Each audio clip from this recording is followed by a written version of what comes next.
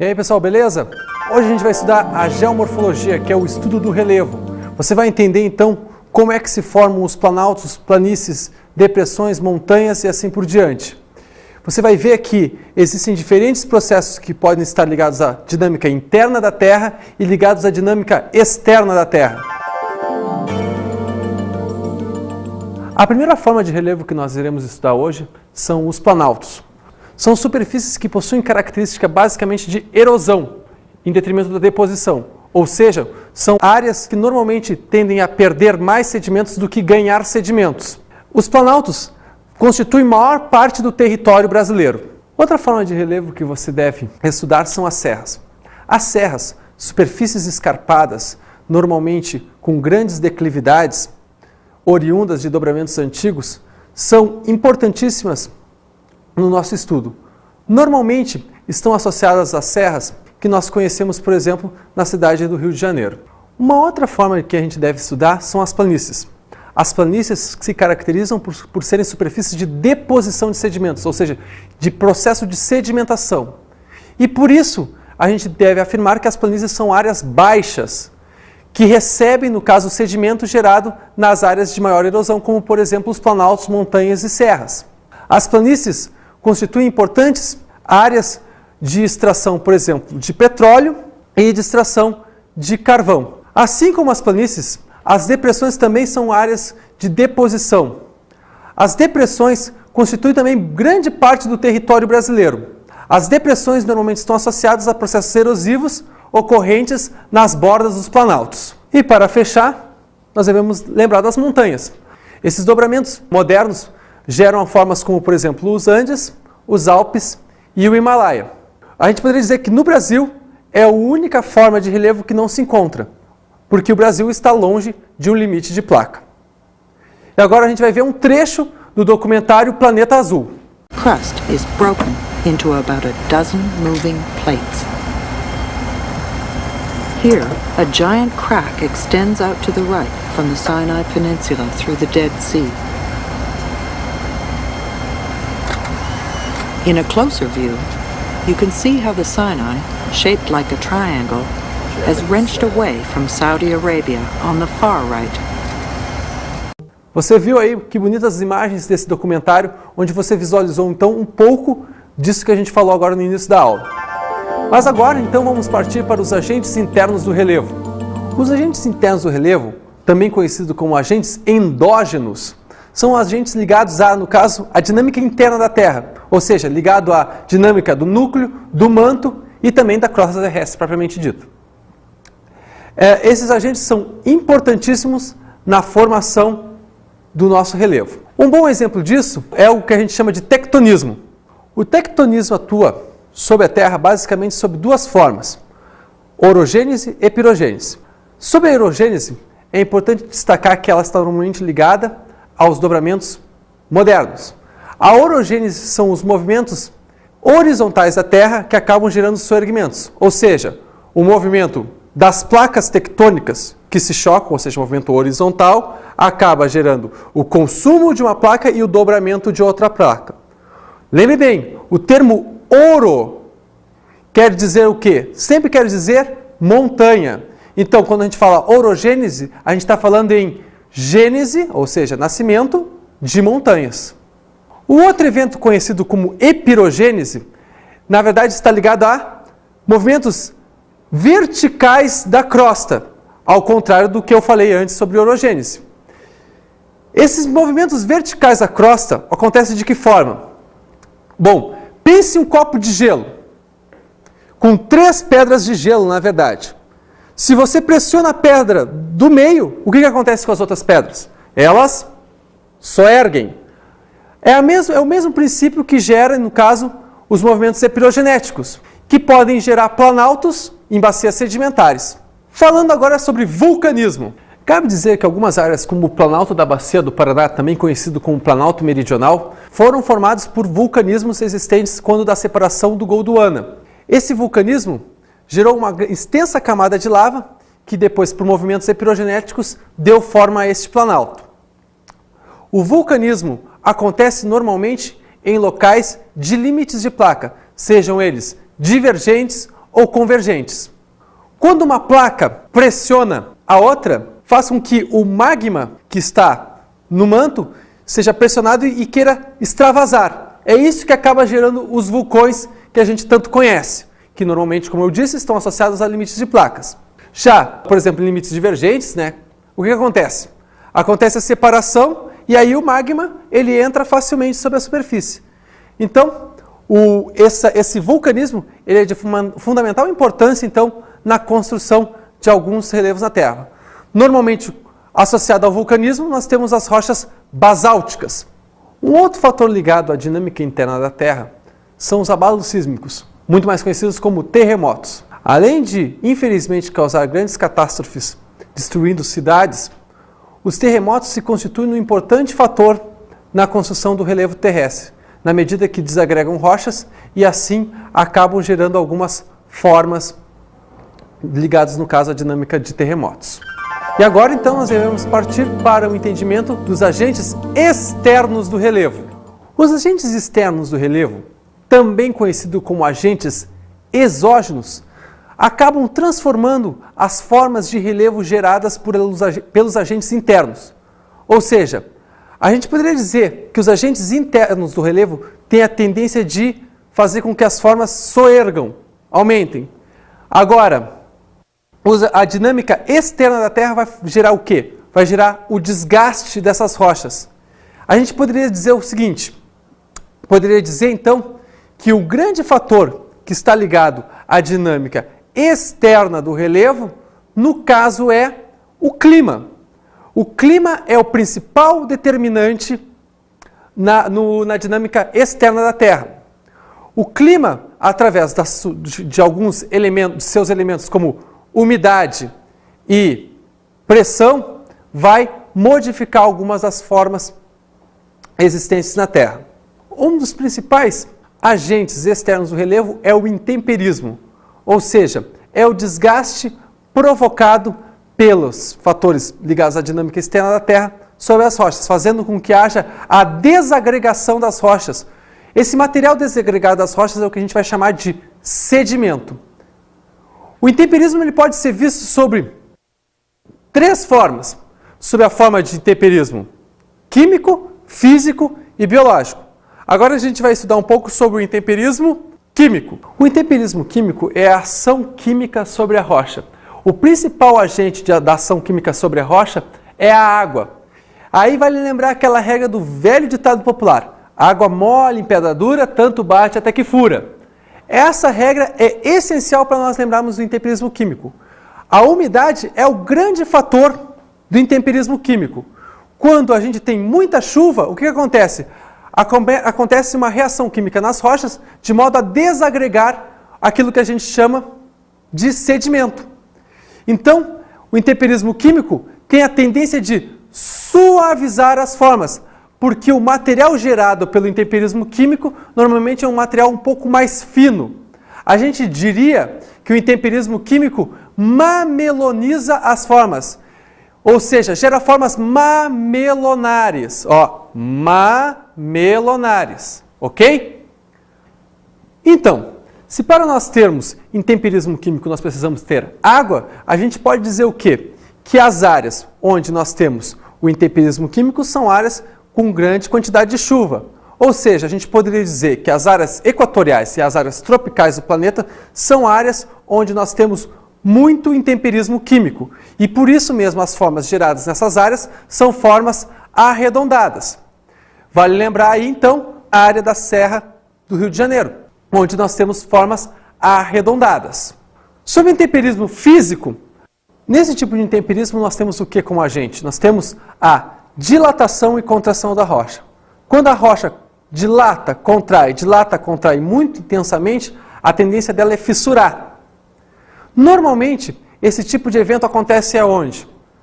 Pensa bem comigo. Onde é que pode acontecer? Ora, ele normalmente acontece em áreas de grande amplitude térmica diária. Ou seja, qual é a área que a gente tem, então, grande amplitude térmica diária? Pensa bem, da aula de clima.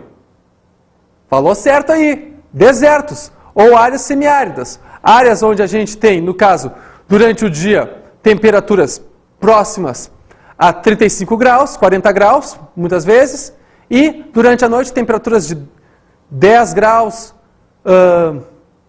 ou às vezes até negativa. Então a rocha durante o dia ela expande e durante a noite ela contrai. E todo dia é assim. Aí o que vai acontecer com a rocha? A rocha vai fissurar e vai gerar um sedimento mais grosseiro com muitas arestas. Normalmente as formas geradas pelo intemperismo físico são formas mais, vamos botar aqui entre aspas, quadradas. São aquelas formas que você vê basicamente, por exemplo, nos filmes de faroeste, os filmes do Grand Canyon, ou seja, em áreas secas. Existem algumas áreas do país, como por exemplo em Vila Velha, no Paraná, que aquele tipo de que também tem essas formas geometricamente próximas a um quadrado ou retangulares.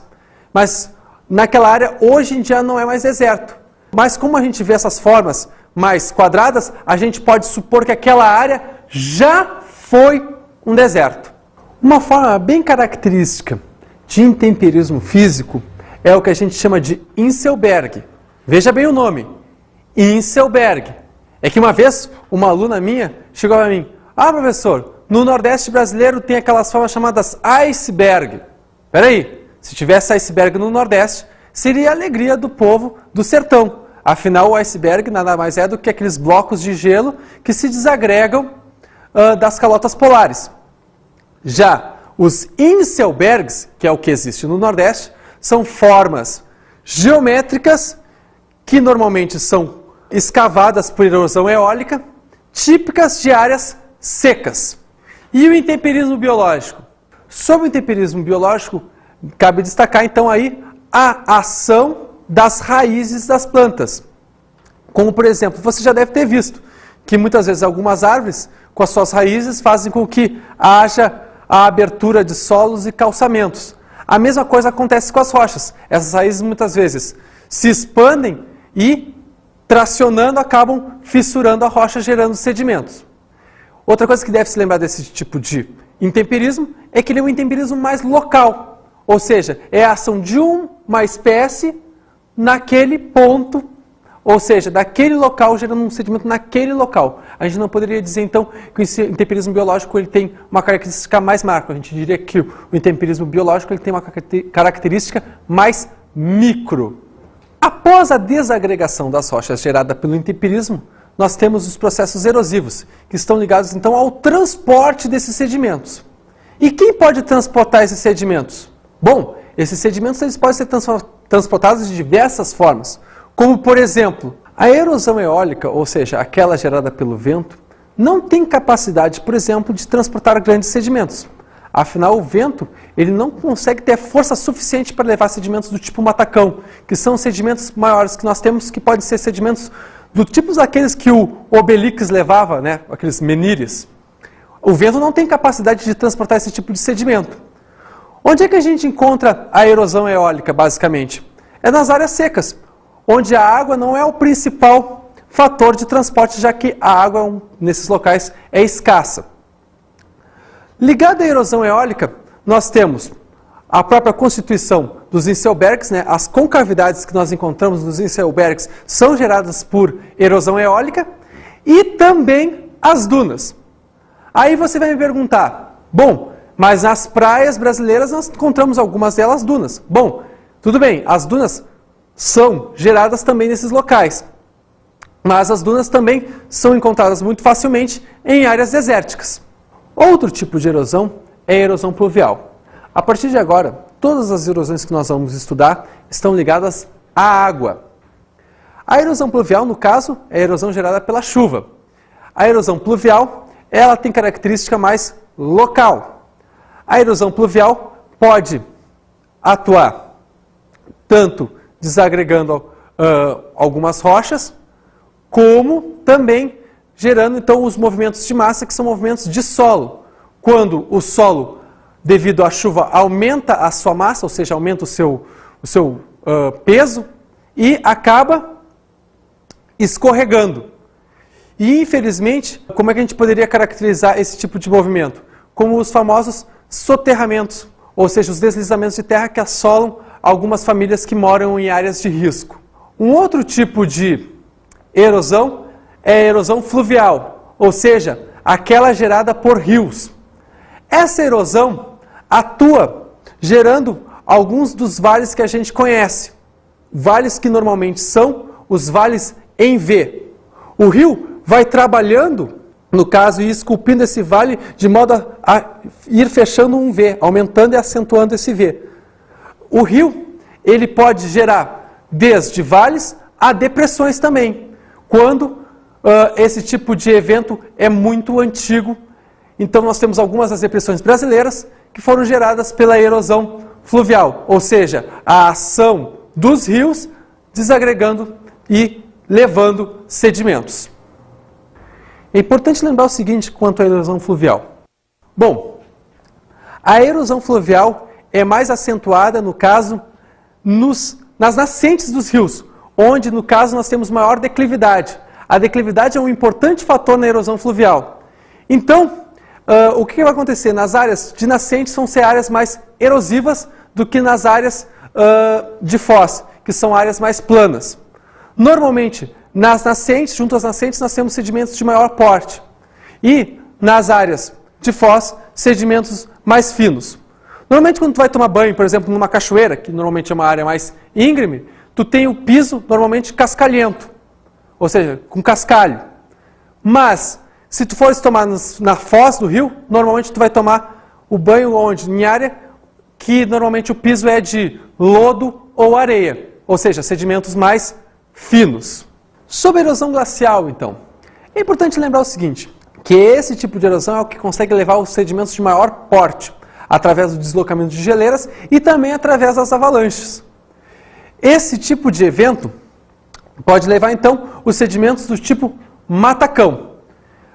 Associado, no caso, então, à erosão glacial, nós temos o quê? Nós temos, no caso, a formação de vales em U. Você lembra que quando eu falei de erosão fluvial, a gente tinha os vales em V, ou seja, a capacidade erosiva de um rio é menor que a capacidade erosiva da geleira, que pode, no caso, conseguir, erodir mais as bordas, gerando então essa forma de U. E aí, esses vales de U, quando ocupados, no caso, por oceanos, acabam formando então aquilo que a gente chama de fiordes, que são formas muito conhecidas do norte da Europa, conhecida como Escandinávia. E agora, para fechar, então, erosão marinha. Uma das principais formas geradas por erosão marinha são as falésias, existentes em boa parte do nosso litoral, principalmente no litoral nordestino, onde nós temos, então, paredões abruptos, que são os tabuleiros oceânicos, que sofrem a ação erosiva do mar. E sofrem como essa ação erosiva? Através das ondas e das marés, com a água do mar atingindo esses paredões, gerando processos erosivos. E então, o que acontece? Quando no caso, o mar bate nessa parede, ele leva sedimentos. E aí, o que faz? Faz com que a parte mais baixa da falésia seja erodida, e dando insustentabilidade para a parte superior, fazendo com que essa parte superior despenque. Então, o que acontece? Há uma erosão regressiva dessa falésia, ou seja, ela vai indo cada vez mais, digamos assim, para trás. Isso vai fazer com que, em determinado momento, essa falésia não seja mais atingida pelo mar. E aí, acaba o processo erosivo marinho.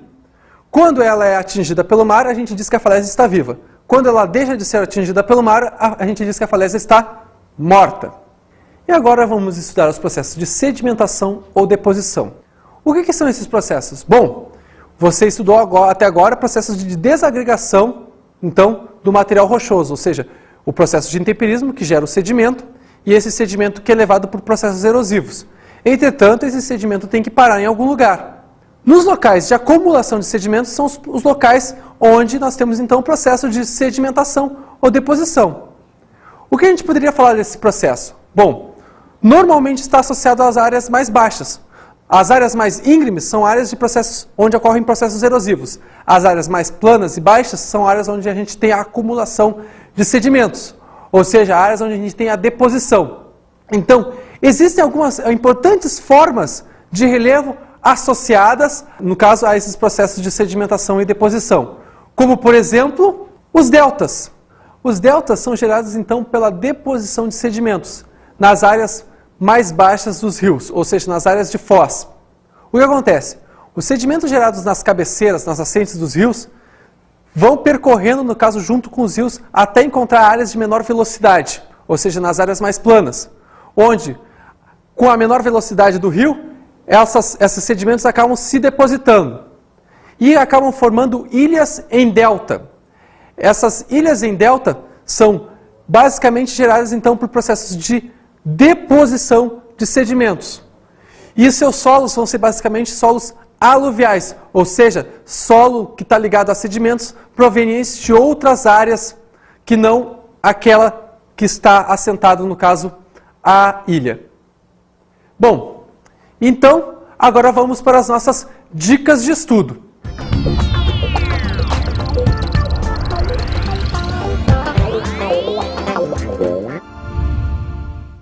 Uma boa dica de estudo, pessoal, é o quê?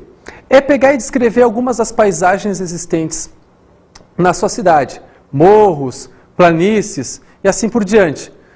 E, de modo a depois, a você procurar, através dessa aula que a gente teve hoje, tentar descrever que tipo de processo erosivo que existe ali e assim por diante. Isso vai ser um importante complemento para o conhecimento dessa matéria. Então, pessoal, por hoje era isso. Até mais. Fui!